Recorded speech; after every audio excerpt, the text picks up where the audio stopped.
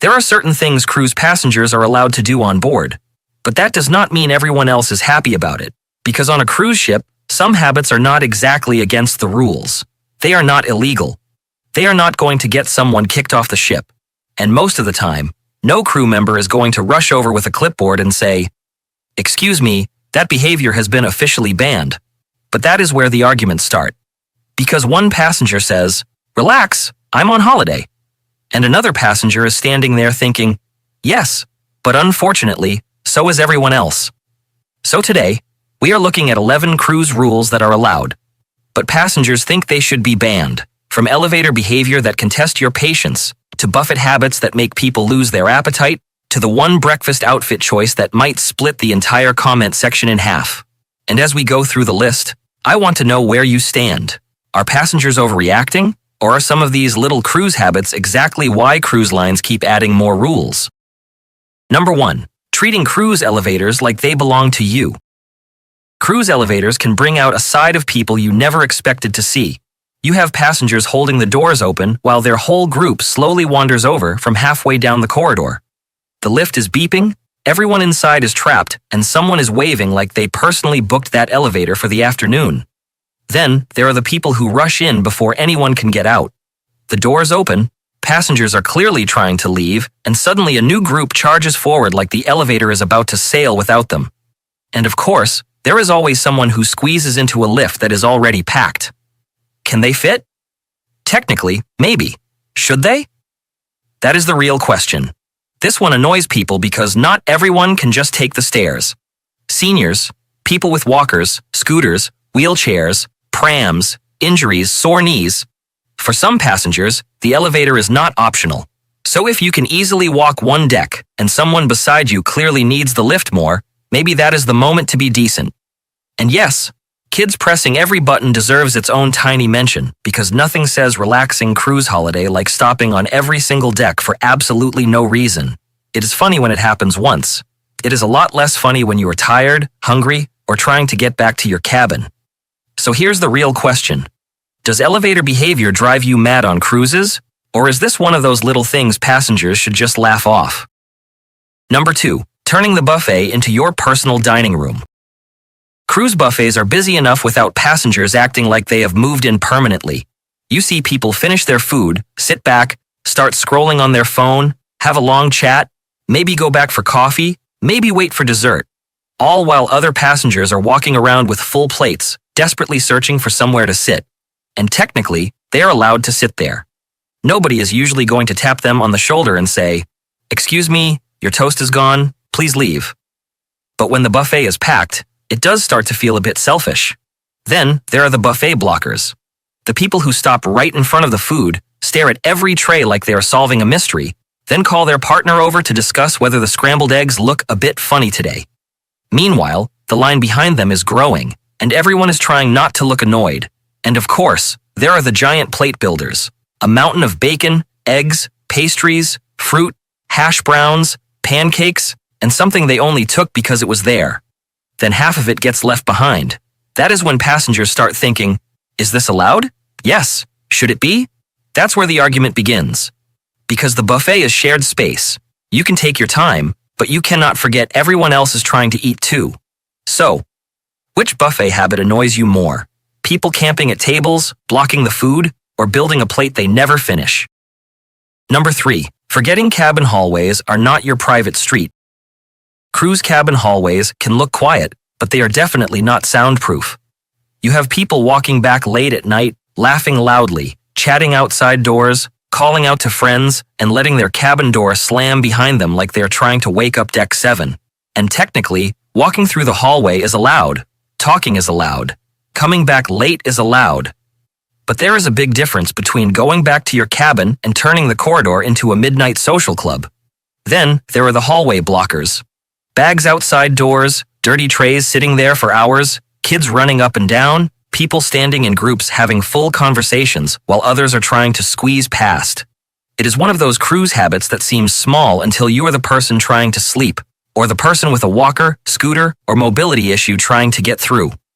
Do you share this pet peeve, or is hallway noise just one of those things you expect on a busy cruise ship? Number 4. showing up to eat dressed like you never left bed. This is the one that gets passengers talking before they have even found a table. Pajamas in the buffet, robes near the coffee machine, slippers shuffling past the toast. And technically, on some cruises, nobody is going to stop you at the door and say, "Excuse me, breakfast requires real clothes." But that is exactly why passengers argue about it.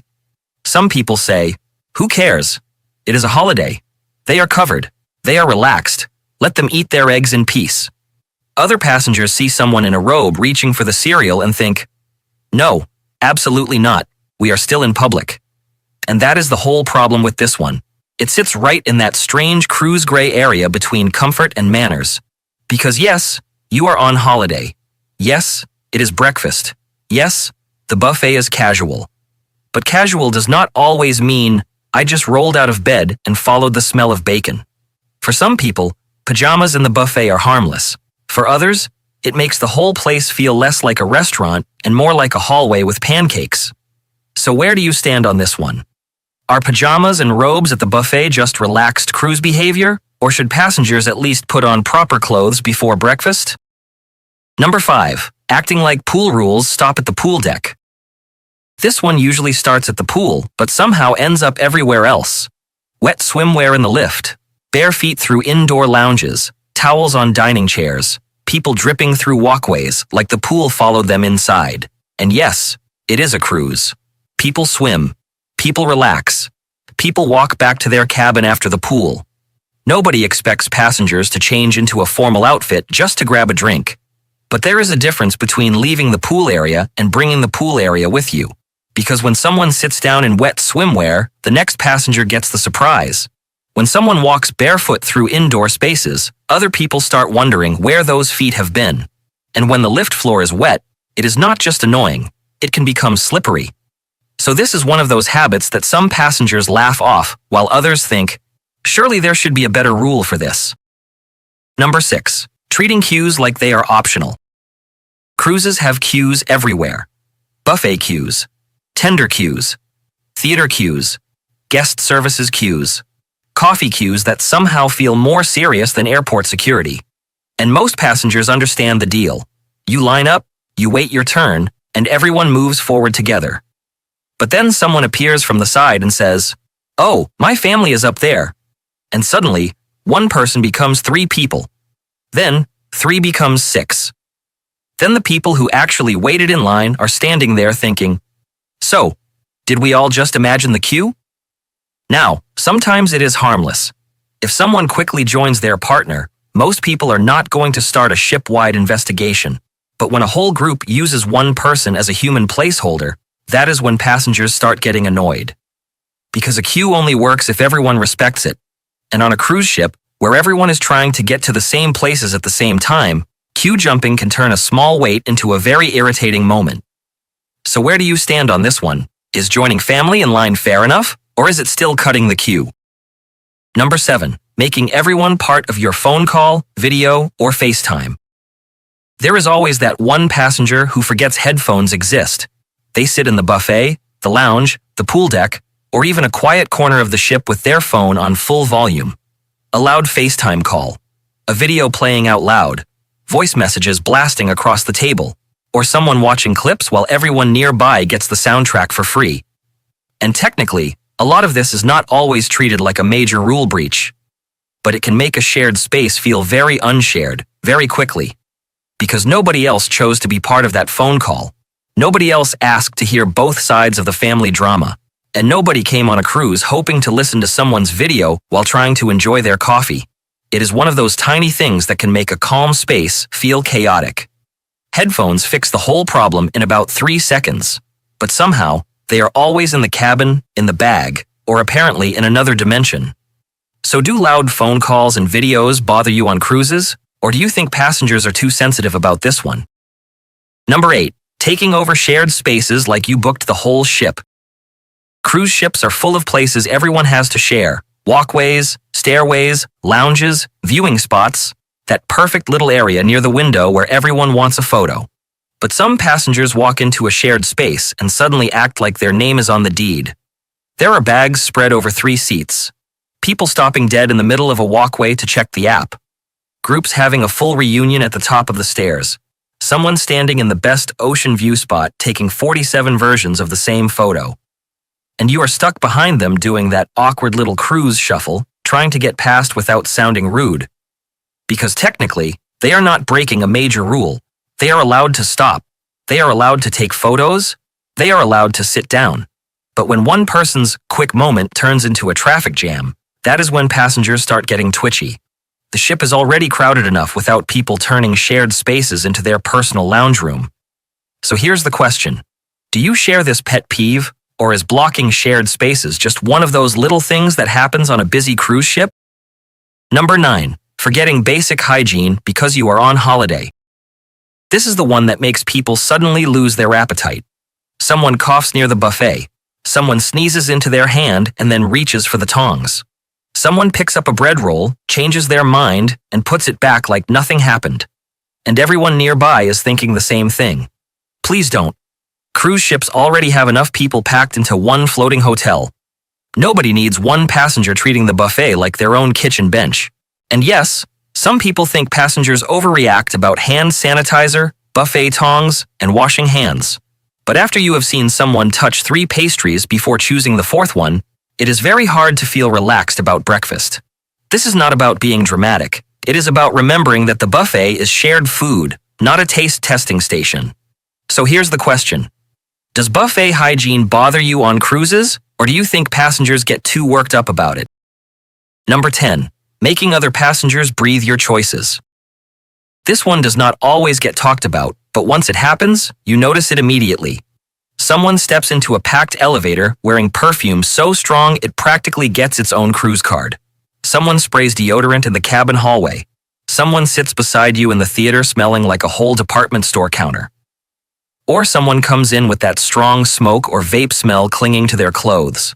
And technically, a lot of this is not banned. People can wear perfume.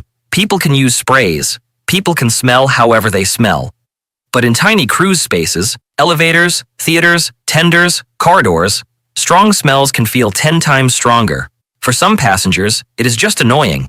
For others, it can trigger headaches, coughing, allergies, asthma, or just make them want to escape before the lift reaches deck 5. So this one is tricky, because nobody wants cruise lines policing everyone's perfume bottle. But also, nobody wants to taste someone's aftershave while trying to enjoy a show. Do you share this pet peeve, or is this one taking passenger complaints a little too far? Number 11. Turning guest services into public theater. Guest services is already stressful enough. People are asking about charges, cabin problems, lost cards, excursions, Wi-Fi that worked for exactly 12 seconds and then gave up on life. So when one passenger decides to turn the desk into a full dramatic performance, everyone in the line feels it. You know the type. The voice gets louder. The hands start waving. The story gets repeated from the beginning 3 times, and suddenly 20 tired passengers are standing there, unwillingly watching season 1 of My Cruise Has Been Ruined. Now, to be fair, sometimes people have genuine problems. A bad cabin issue, a billing mistake, missing luggage, a medical concern. Those things matter. But there is a difference between calmly asking for help and holding the entire area hostage with your complaint. Because the louder someone gets, the slower everything feels for everyone else. And half the time, the crew member behind the desk is probably the one person who did not cause the problem in the first place. So where do you stand on this one? If someone has a real cruise problem, is a public meltdown understandable, or should passengers keep it calmer while everyone else waits? So really, this whole video comes down to one question. Just because something is allowed on a cruise ship, does that mean passengers should actually do it? Because cruise lines cannot make a rule for every tiny thing. They cannot have a sign that says, "Please do not block the stairs while discussing dinner plans." They cannot have a crew member standing near the buffet saying, "Sir, please do not touch every bread roll like you are choosing a puppy." And they probably cannot ban every robe, every loud phone call, every hallway chat, or every person who thinks the elevator is their private shuttle service. But that is exactly why cruise etiquette matters.